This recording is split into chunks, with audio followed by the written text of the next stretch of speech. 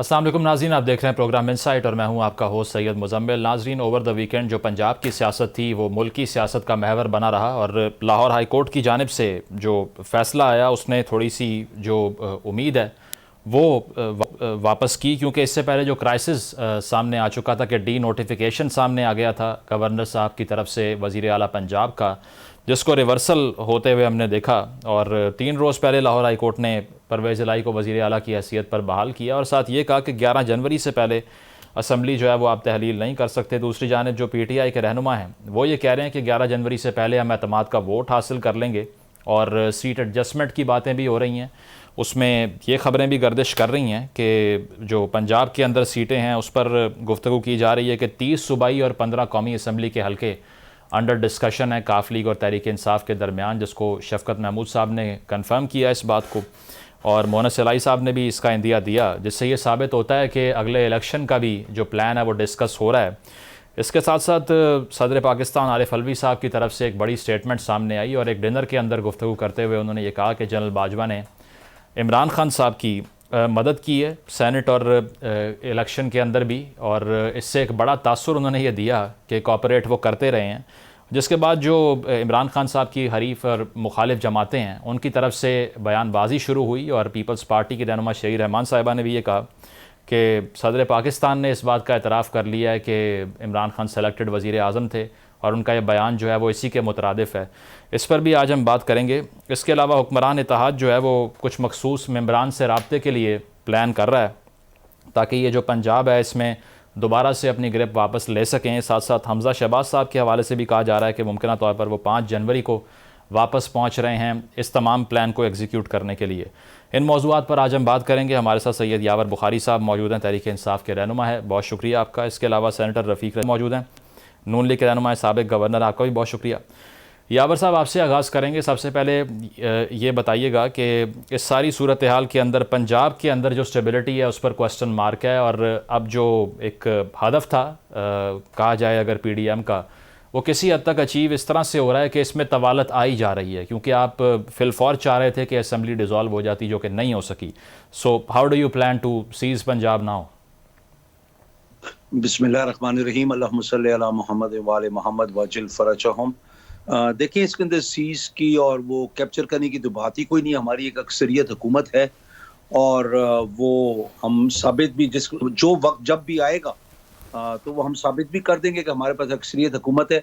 बाकी जहाँ तक बात है हमजा की या जरदारी की, तो ये लोग शहबाज शरीफ वगैरह हो गए, शरीफ फैमिली खुद खास तौर पे, तो ये तो हमेशा हॉर्स ट्रेडिंग के ये लोग बलबूते पे ये ऊपर आए।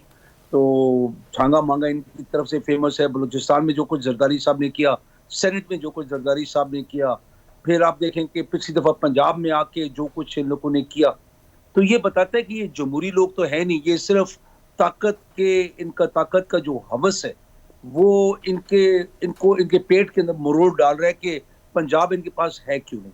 और खुदा के फजल करम से पंजाब के अंदर जो बुज़दार साहब का जो बजट था, वो पंजाब की तारीख में से पहले ऐसा बजट जितना हमारे रूरल डिस्ट्रिक्ट्स को जितना पैसा मिला इससे पहले कभी भी नहीं मिला सूबाई हुकूमत की तरफ से।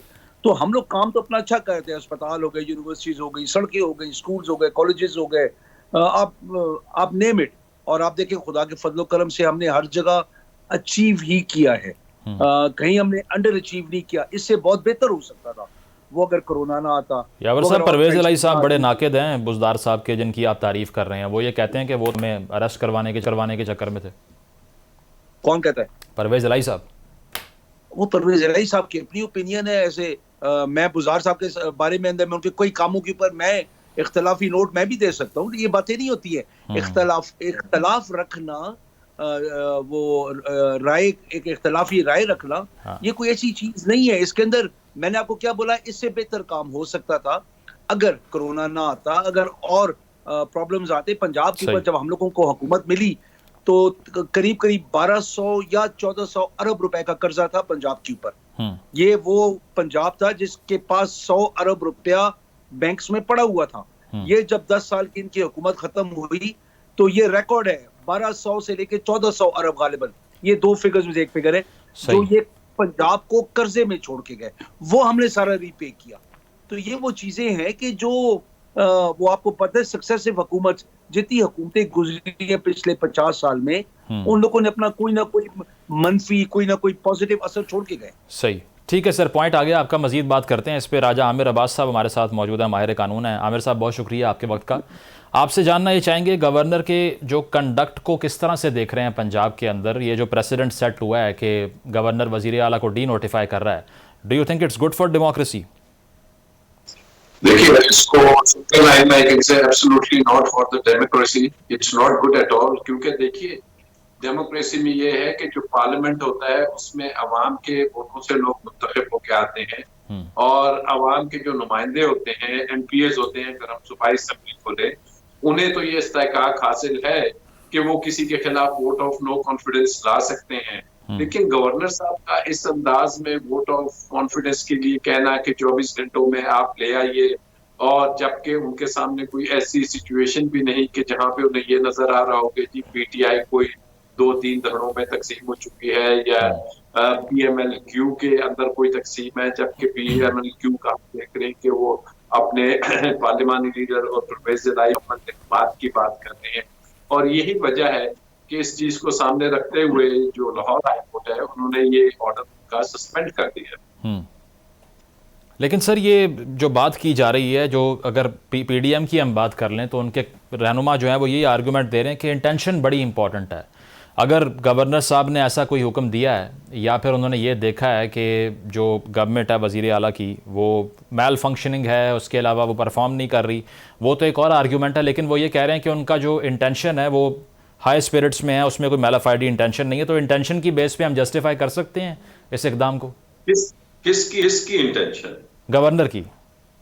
देखिए, गवर्नर की इंटेंशन पे तो आईने पाकिस्तान चलता है। आईने पाकिस्तान कहता है हो या यकीन हो कि जी जो लीडर ऑफ द हाउस है, यानी कि वजीर आला, वो कॉन्फिडेंस खो चुके हैं मेंबरान का, तो उसके लिए उन्हें कोई जस्टिफाइबल रीजनिंग देनी पड़ेगी। जनाब, ये है वो रीजन।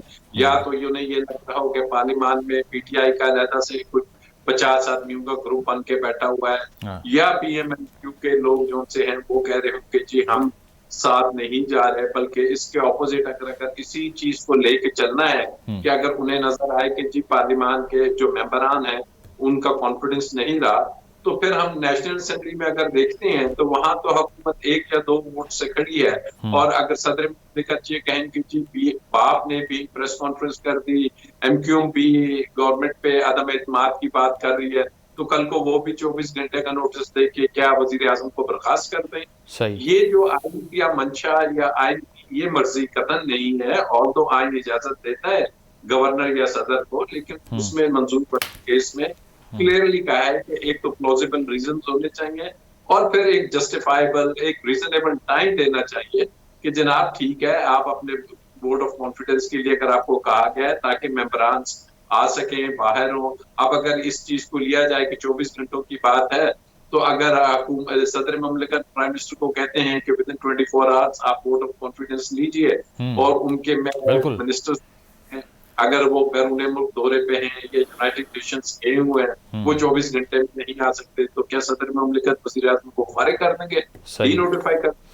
Absolutely not. ठीक है, पॉइंट आ गया सर आपका। रफीक साहब, आपसे ये सवाल है, जिस तरह से आमिर साहब ने भी कहा कि गवर्नर के कंडक्ट पे बड़ा सवाल खड़ा हो रहा है, आप भी साबिक गवर्नर रह चुके हैं, अगर आप अपने स्टैंड पॉइंट से देखें इस इकदाम को, डी नोटिफिकेशन वाले इकदाम को, आप जस्टिफाई करेंगे इसको? सही लगता है आपको? मैं होता और अगर मैंने ये कदम उठाया होता तो फिर मैं इस पर कोई गुफ्तगू मजीद तसल्ली से कर सकता। और अब जो गवर्नर साहब ने किया है, इस पे एक बड़ी अहम बात है कि बहस ये चल रही है कि जी गैर आईनी आर्टिकल 130 सब आर्टिकल 7 जो है ना वो वाजे है। अब सिर्फ एक क्वेश्चन है कि if the governor is satisfied that the chief minister does not command the majority of the house, ठीक है जी।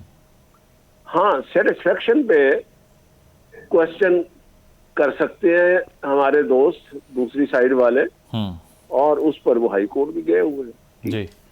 जहां तक ये है कि वो पावर एक्सरसाइज नहीं कर सकते, गैर आईनी है, तो आइन जो है, आइन की प्रोविजन जो मैंने गुजारिश की है वो बिल्कुल क्लियर है।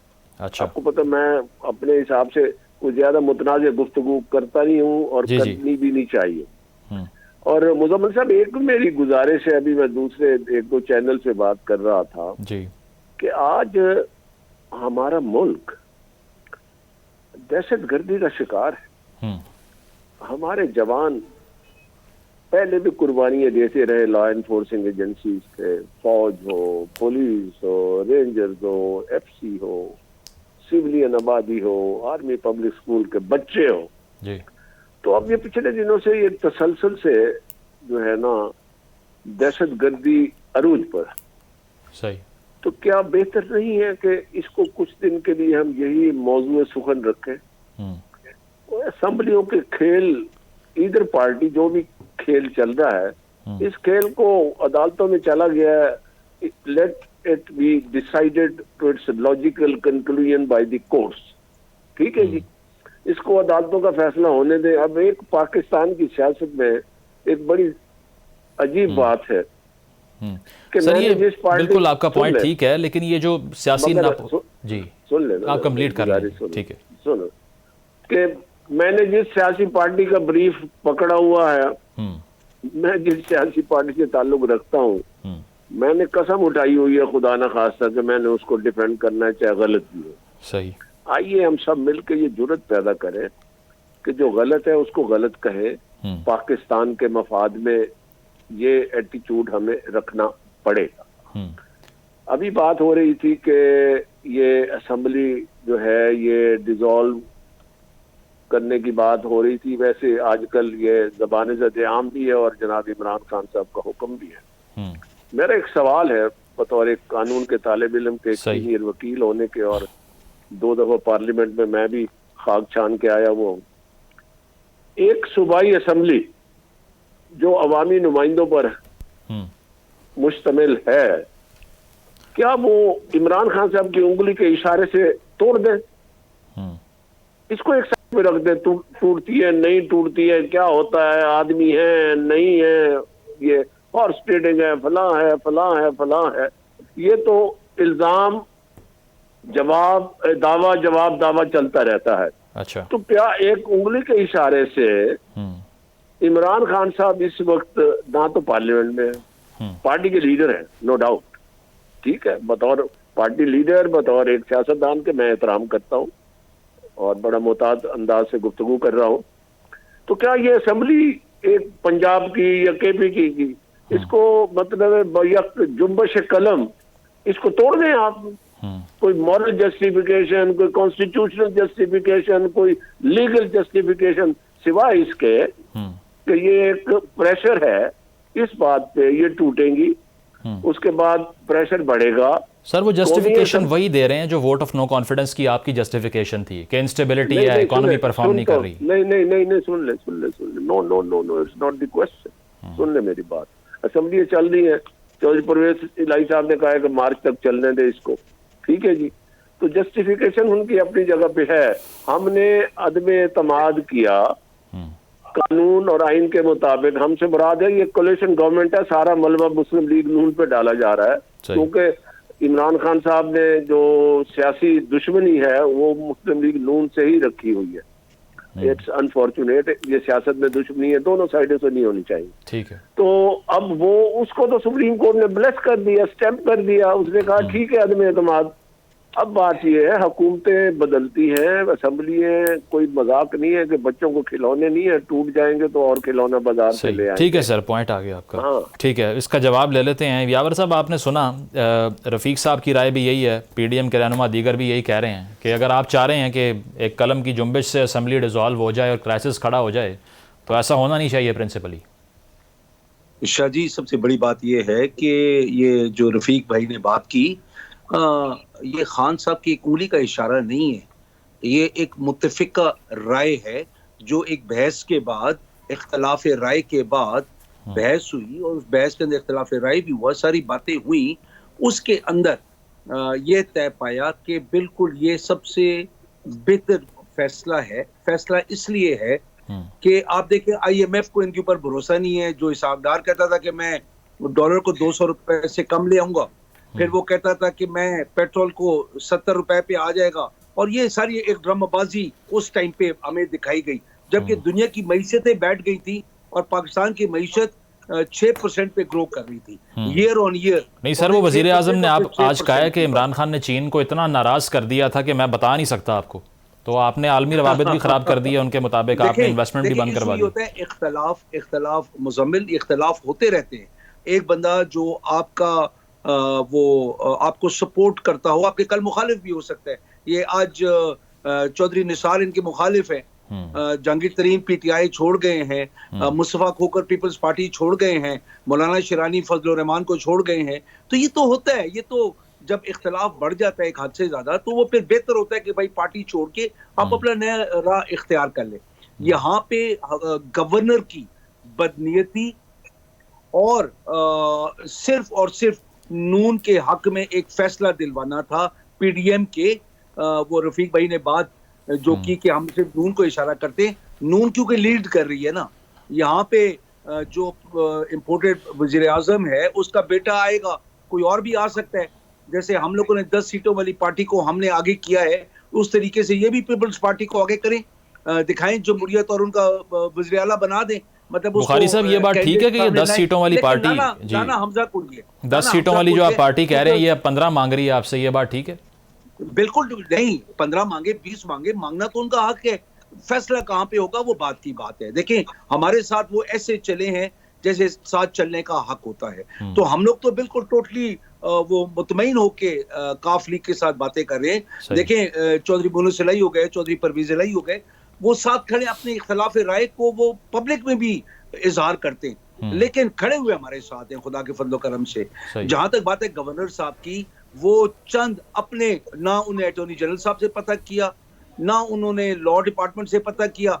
4 वहां पे जाती जो उनके लॉयर के एडवाइजर्स हैं, जो सारे हॉक्स हैं, इंतहा पसंद है, जो उन लोगों ने बोला कि जी आप करें 12:30 बजे असेंबली डिसॉल्व हो रही है, शाम को साइन ले रहे हैं चीफ सेक्रेटरी से अंडर प्रेशर। तो देखिए ये सारी चीजें बताती है बदनीयती दर बदनीयती दर बदनीयती। तो रफीक भाई एक अच्छे इंसान है, वो गवर्नर भी रहे हैं। एक गवर्नर इतना जर खरीद गुलाम बन जाए कि जो अगला बोले वैसे ही करें, हमें नहीं करना चाहिए। बहस करनी, जैसे हमने असेंबली की रेजोल्यूशन के ऊपर बहस की, लोगों ने अपनी इख्तलाफ राय भी खान साहब को बताई कि अपने खदशात का भी इजहार किया, और बाद में बोला कि ये जो चीजें अगर ऐसे हैं, ये है फलां फलां, तो हम लोग बिल्कुल हाजिर हैं। आखिर में फैसला आपका है, हमने अपना आपको राय से आगाह कर दिया, ठीक है, आप आखिर में जैसे फैसला करें। उसके अंदर चौधरी परवेज इलाही साहब भी जो कह रहे हैं कि मार्च तक चलने दें, बाकी लोग भी जो कह रहे हैं, कई ऐसे कहते हैं पूरी टर्म भी चले, लेकिन ये इख्तिलाफ राय होना तो खूबसूरती है ना। ठीक है, इख्तिलाफ राय होने का मतलब ये नहीं है कि बिल्कुल उसका मतलब ये नहीं है कि अलहदगी होगी है पार्टीज की। ठीक है बुखारी साहब, और गवर्नर को पता है कि चौधरी परवेज इलाही साहब कॉन्फिडेंस हाउस का रखते हैं। सही, उनकी बात मैं वो आखिर में कह रहा हूँ कि बदनीयती पे, और ये उनके जो चंद आसपास बंदे बैठे उनकी बदनीयती पे मबनी। ठीक है, मैलाफाइडी इंटेंशन थी। बुखारी साहब और आमिर साहब, रफीक साहब आप साथ मौजूद रहिए। करते हैं ब्रेक के बाद कानूनी पहलुओं पर आमिर साहब से मजीद बात करेंगे। Stay with us.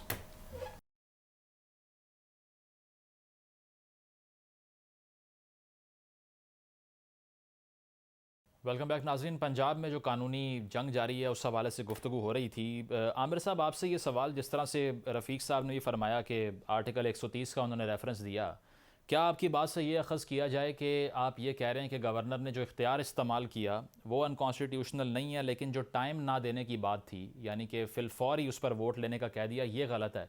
Is this what you are saying?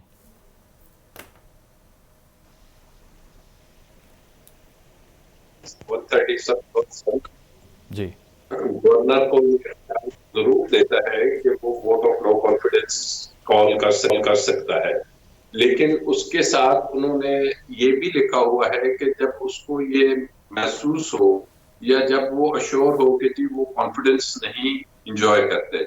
अब इसके लिए उन्होंने जो रीजनिंग दी है, उन्होंने कहा जी कोई एक आध उनके मिनिस्टर थे वो नाराज थे शायद, और कोई ऐसी बात हुई है कि जी परवेज इलाही, जबकि परवेज इलाही तो कह रही कि मुझे जो इमरान खान साहब कहेंगे वो मैं करूंगा। और साथ में उन्होंने कहा कि जी ये जो असेंबली तोड़ना जो सा है वो इस तरीके से गलत है।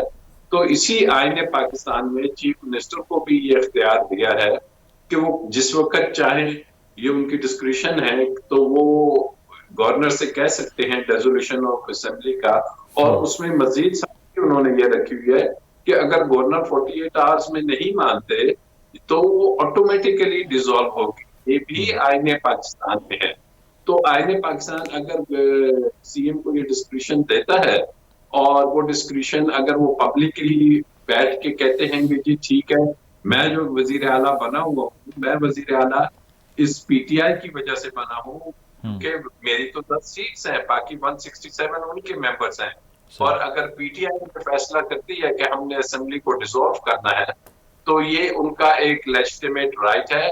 और जब वो कहेंगे हम ये कर देंगे, तो आई थिंक इसमें कोई ऐसी गैर आईनी बात जो असेंबली की रेजोल्यूशन की है वो तो कतई नहीं है। अच्छा, अब बात है वोट ऑफ नो कॉन्फिडेंस की भी एक मोशन आया था।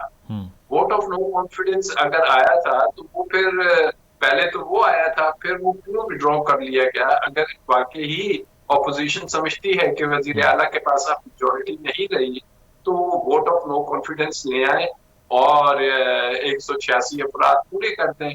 और नंबर 2, अगर गवर्नर साहब ने कॉल की है तो उसमें मेरे ख्याल पीटीआई ने तो कहा है कि हम तैयार हैं वोट ऑफ कॉन्फिडेंस के लिए भी। तो आई थिंक ये मसला बड़ी आसानी से हल हो जाएगा कि अगर पीटीआई 11 तारीख पड़ी हुई है और पीटीआई क्योंकि अब 11 तारीख तक तो असेंबली डिसॉल्व नहीं हो सकती। अगर पीटीआई कहती है कि ठीक है 11 नहीं हम 12 को वोट ऑफ कॉन्फिडेंस के लिए तैयार हैं, हम बंदे ले आते हैं, अपनी स्ट्रेंथ शो कर देते हैं। नहीं सर, वो फवाद चौधरी साहब कह रहे हैं 11 जनवरी से पहले ही एतमाद का वोट ले लेंगे हम। पहले ले लें, क्योंकि पहले लेंगे तो असेंबलीज तो फिर भी नहीं डिसॉल्व हो सकती 11 तक, क्योंकि कोर्ट में उन्होंने अंडरटेकिंग दी है कि हम till next date of hearing assembly dissolve नहीं करेंगे। बिल्कुल आमिर साहब, ये जो स्पीकर पंजाब असेंबली का बयान था, जो जवाब था गवर्नर को कि एक रनिंग सेशन में एक और इजलास कैसे बुला लूं मैं, इसमें वजन है कानून की नजर में? देखिए, रूल्स में अगर लिखा हुआ है तो इस पे अभी कोर्ट कोई अपनी फाइंडिंग्स दे देगी, क्योंकि ये भी कहीं नहीं लिखा कि गवर्नर साहब आईने पाकिस्तान में कि वो एक नया सेशन बुलाएंगे। उन्होंने कहा वो ही कॉल अ सेशन। अब सेशन अगर ऑलरेडी चल रहा है तो इसमें अब हाईकोर्ट फैसला करेगी कि क्या एक सेशन के दौरान ये चीज हो सकती है या नहीं। तो ये कोई इतना बड़ा इशू नहीं है। But the real thing is कि अगर असेंबलीज जाती हैं रेजोल्यूशन की तरफ, और यही आज से पहले हमने देखा था कि पीडीएफ ने ये बात की थी कि अगर पीटीआई वाकई ही असेंबलीज तोड़ना चाहती है या अर्ली इलेक्शंस की बात करती है तो वो 2 सूबों में जहां पे उनकी हुकूमत है वो असेंबलीज डिसॉल्व करें और जनरल इलेक्शंस बिल्कुल हम कॉल करने के लिए तैयार हैं। पीडीएम की दोनों बातों की लीडर्स ने ये बात की हुई है, चैलेंज करते रहे हैं। हाँ, अदरवाइज ये पॉलिटिक्स है, ठीक है, पॉलिटिकल मूव्स करनी चाहिए हर पार्टी को, लेकिन असल इश्यूज तो वही है जो गवर्नर साहब ने कहे। इकोनॉमी का इशू है मुल्क में इस वक्त, जो ये हमारे नॉर्दर्न बॉर्डर्स है, टीटीपी है, बलूचिस्तान में देख लें, चमन में देख लें, इस्लामाबाद में इवन आपने देखा कि सुसाइड बॉम्ब अटैक हुआ है। इन इश्यूज को टैकल करना है। अब इन इश्यूज को टैकल करना बहुत इंपॉर्टेंट है और सबसे इंपॉर्टेंट है आईएमएफ आपके साथ जो बातचीत फिलहाल नहीं कर रहा है, डिले कर रहा है, और क्या मौजूदा हुकूमत वाकई ही आईएमएफ के साथ चीजें सेटल कर लेगी। तो आप देखते हैं कि जो मुल्क की सबसे बड़ी पॉलिटिकल पार्टी है, अगर उसका स्टांस है कि जनाब पिछले 8 माह की जो कारकर्दगी है उसमें अवाम जो के ये समझ रही थी कि पीटीआई की गवर्नमेंट जाने के बाद पीडीएम वाले जो बात करके आए थे कि हमें अवाम को रिलीफ दिलाना है, इमरान खान साहब ने जो महंगाई की हुई है उससे हमने निजात दिलानी है, तो गालिबन वो 8 में रिजल्ट नहीं मिला। तो शायद यही वजह है कि अब पॉलिटिकली कहा जा रहा है कि ये जनरल इलेक्शंस की तरफ जाया जाए और उसके बाद एक स्टेबल गवर्नमेंट आए, ताकि जो बैरूनी मुल्क में आईएमएफ है, वर्ल्ड बैंक है, अदर डोनर्स हैं, ये जो फॉरेन कंट्रीज हैं जैसे कि सऊदी अरब है, यूएई है, चाइना है, क्योंकि उनके भी ये एक डिमांड है कि जी मुल्क में स्टेबिलिटी होनी चाहिए, पॉलिटिकल एक ऐसी गवर्नमेंट हो जिसका हमको पता है कि जी अगले 4-5 साल के लिए है, लेकिन अगर वो ये देखते हैं कि जी मुल्क की एक जो सबसे बड़ा सूबा है उसकी गवर्नमेंट में ये इश्यूज है कि आज खत्म होती है असेंबली, कल होती है, आज एक वजीर आला है, कल दूसरा है, अगर वो ये देखते हैं कि नेशनल असेंबली में सबसे बड़ी पार्टी जो सी है वो बाहर है, सुप्रीम कोर्ट ये ऑब्जर्वेशन देती है कि जी क्या ऐसी पार्लियामेंट जो लेजिस्लेशन करती है वो मुकम्मल पार्लियामेंट क्या वो दुरुस्त है, तो ये वो तमाम चीजें हैं जिससे एक आम आदमी के लिए मुश्किलात हो रही है, कोई अच्छे हम रास्ते पे नहीं जा। बिल्कुल मुश्किलात आवाम के लिए बढ़ती जा रही हैं। रफ़ीक साहब आपसे ये सवाल, जो वही आर्गूमेंट आमिर साहब भी कर रहे हैं कि आप जो कह रहे हैं कि अभी हालात ठीक नहीं हैं, अगर इंटरनेशनल ऑर्गेनाइजेशंस की बात करें तो अगर वो 5 साल का मैंडेट नहीं देख रहे, इस अनसर्टनिटी को वो देख रहे हैं कि आज वज़ीर आला है कल नहीं है, फिर डी नोटिफाई हो रहा है, फिर वापस आ रहा है, तो इस सूरत हाल में वो इंगेज कैसे करेंगे? 2019 का IMF का प्रोग्राम अब तक मुकम्मल नहीं हुआ, अगर इसमें फ्रेश मैंडेट हो तो क्या बेहतर नहीं है सर?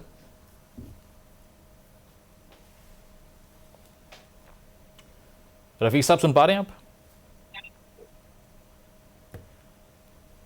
रफ़ीक साहब से रब्ता कायम करते हैं। यावर साहब आपसे ये सवाल, सदर पाकिस्तान की जो स्टेटमेंट है वो अब टॉकिंग पॉइंट बन चुका है। उन्होंने ये कहा कि बाजवा साहब ने इमरान खान साहब की सेनेट में और इंतखाबात में मदद की है, तो इन्होंने तो खान साहब के सारे थीसिस को ही डिसप्रूव कर दिया है। परवेज़ इलाही साहब जो बात कर रहे थे कि वो आपके मोहसिन हैं, वो आपके अपने सदर ने कन्फेस कर ली है सर।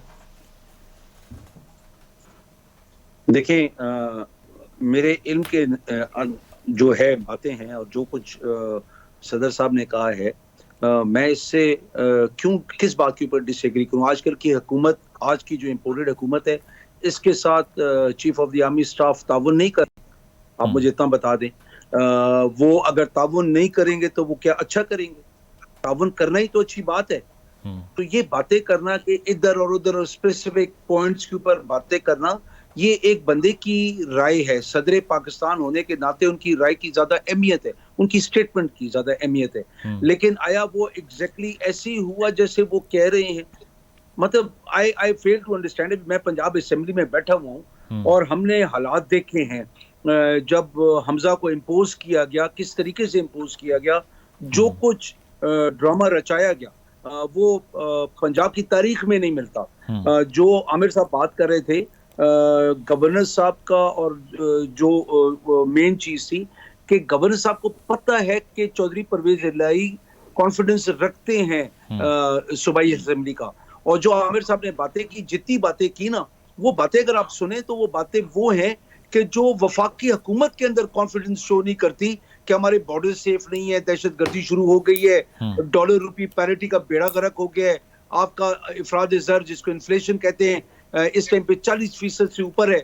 आप देखें कि कोहिनूर जैसी टेक्सटाइल मिल्स बंद हो गई हैं, आपकी इंडस मोटर्स बंद हो गई है, आपकी बाकी मिलें बंद होने जा रही हैं क्योंकि अफोर्ड नहीं कर सकती।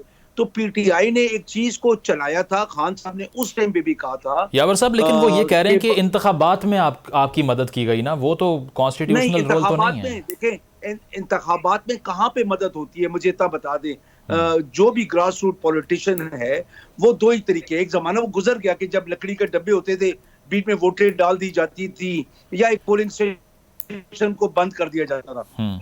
कहीं भी ऐसी रिपोर्ट्स नहीं आई कि पोलिंग स्टेशंस को बंद करके अंदर बैलेट बॉक्स स्टफ कर दिया गया हो।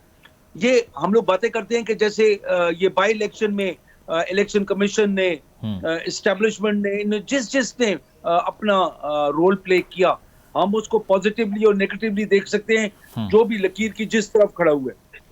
हम इलेक्शन कमीशन को कहते हैं इन लोगों ने गलत रोल प्ले किया, हम एस्टेब्लिशमेंट को कहते हैं इन लोगों ने साइड ली, लेकिन उसके बावजूद अवाम क्योंकि हमारे साथ थी और अवाम ने अपना रोल प्ले किया, जिसकी वजह से हमारे पास 15 सीटें आई।